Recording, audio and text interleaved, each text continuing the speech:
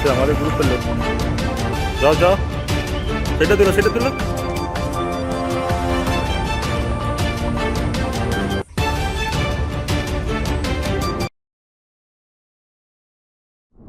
চন্দ্রকোনায় শিলাবতীর বাঁধ মেরামতের 6 মাসের মধ্যে ফের ধসে গেল।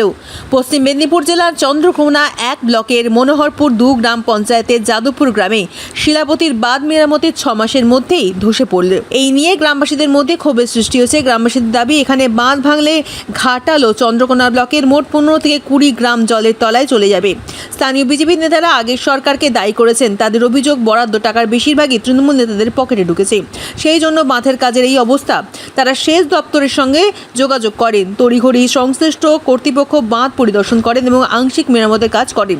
আশ্বাস দিয়েছেন, বর্ষা মৌসুম ফুরিয়ে গেলে বাঁধটি বিশেষ মেরামতের কাজ হবে। তখনকার দিনে তৃণমূলের আমলে যে সেচ দপ্তরের যে কাজ হয়েছিল, তখন কাজটা আমাদের গ্রামে 2টো জায়গায় হয়েছিল, কোনো জায়গায় ভালো কাজ হয়নি।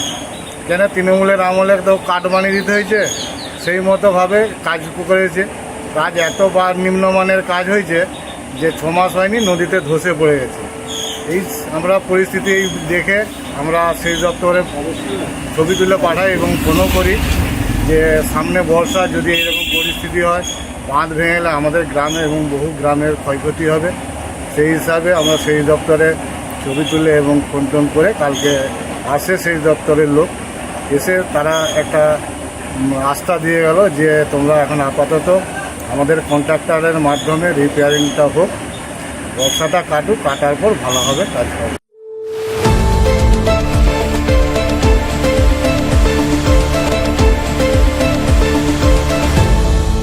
আপনারা দেখছেন এই বেলা বাংলা, শিরোনামে সবার আগে।